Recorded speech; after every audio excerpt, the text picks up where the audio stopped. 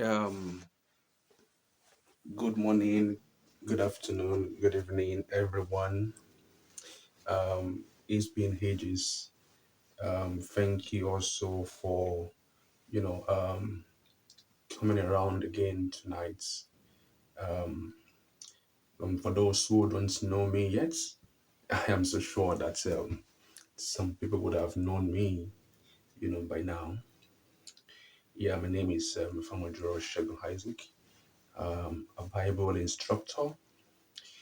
Please don't mind my voice tonight. You know, um, it's been, worky for me, you know, and the code and the stuff like that. So my name still remains Famojuro Shegun Isaac. Yeah, yeah. So some people wants to know how to pronounce that. So now you have it. Um, Before we, go ahead for tonight's, class being, the second class of her biblical, interpretations and instructions like that. First and foremost, I appreciate those who had joined, the platform. Thank you so much, for your time.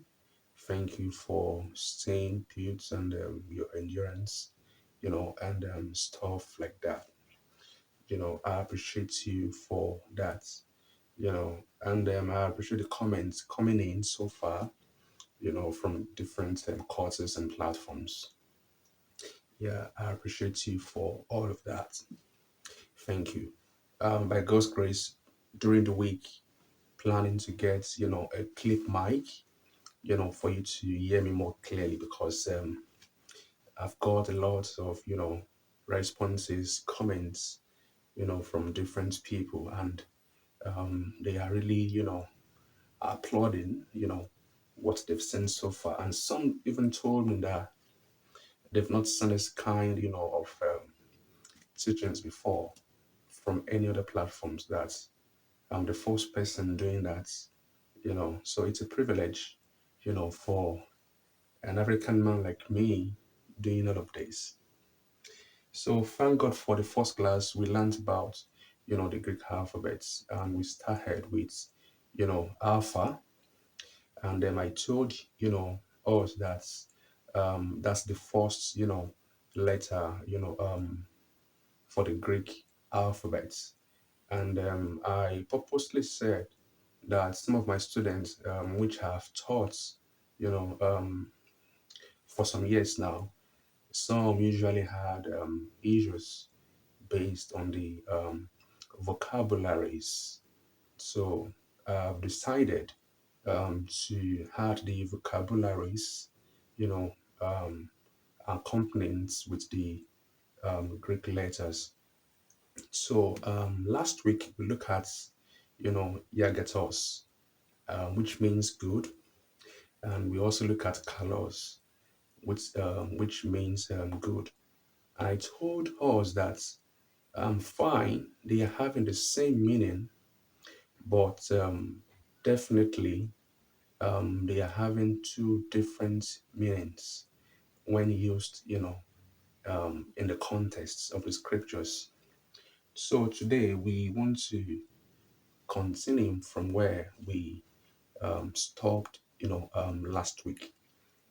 Yeah, we want to look at the difference between, Yagatos, Agathos, in Matthew 7, verse 17, and Kalos in Matthew 7, verse 19. So I'll be making use, of the New Living Translation because that has been, my, um, scriptures I've been using, and it's 99.9, percent accurate to the original manuscripts. Yeah, so that's why I'm making use of the New Living Translation. So if you don't have that, you can also, decide to get that, and you will enjoy, the translation of New Living Translations. Yeah, I'm not saying all other versions you have are not good. They are definitely okay, but I am used with New Living Translations. Yeah. So, both mean good, but different contexts in, usage. Now, I'm going to let you know what these really mean, from the scriptures. That is Matthew 7, verse 17, you know, with the usage of, with the, usage of, of yagatos. Then in Matthew 7:19, how it is being used in kalos. Now, when you check that Matthew verse, chapter 7, verse 17, it says a good tree. What they really mean on that context is talking about a spiritual being, which is God, having a moral excellence, having a character spiritually, a spirit being having a moral excellence that produces, excellent results. Our spirit being is talking about God there. Our spirit being having a moral excellence. So what that particular page is talking about, that God Himself having, a spiritual excellence, a spiritual moral excellence, that it is expected even for the followers to have the same. That is what that particular verse is talking about. A good tree produces good fruits, while a bad fruits, while a bad tree produces a bad fruit. So that's what that verse, 17, Yagatos, good, is talking about. So it's really talking about, in the original context, it's talking about a spiritual being having a moral excellence. And it is expected, for every of his followers to have same moral excellence. I have seen different, interpretation about that. Talking about, you know, um, people thrown, you know, um, um, in hell. People thrown, to everlasting damnation based on that context. It is quite wrong. That context there, it's not talking about you, taking off people, throwing them, out to hell. No. Now, when you check that verse 19, it's saying that every tree must also have that same character of God in himself. So when you having that same character that God possesses, definitely you will produce a good fruit. So on that particular page in verse 19, talking about kalos, is talking about that we the followers, those who had confessed with the mouth, accepting Jesus, God having a moral excellence that produces a good fruits. You also must produce a good fruit due to your moral excellence that you have bagged from God. Today, some teachers of the world, you know, the morals, the good ones, and they deliberately, preaches false doctrine, and which is not right. So that particular page in verse 19 is talking about your character. That is, take off bad character, replace those bad character with a moral excellence that is being backed by God.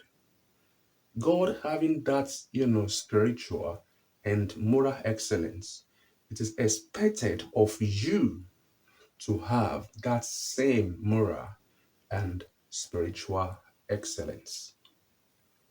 So that page is not, really talking about you being thrown to hell, literally, but it's talking about you taking off that, wrong characters. A wrong character will definitely produces a bad character. A wrong character will definitely produces, you know, um, a bad fruit. So that page is talking about the verse 19, the kalos, is saying, take off your bad character. Replace those bad character with the moral excellence of God. And when those wrong characters are taken off, definitely you will produce a good fruits from God Himself. Wow, I believe you've learned something tonight. Yeah, this will definitely go viral. I know, and there are rooms for questions, and there are room for comments. Yeah, I'll be expecting your responses. I'll be expecting your comments. Thank you so much. So don't forget what you've learned tonight. You know, the verse 17 is talking about what's a moral excellence from God, having a good character, that produces good fruits. While the verse 19 is talking about what? A character which is not in accordance with God's character. So take off those wrong characters.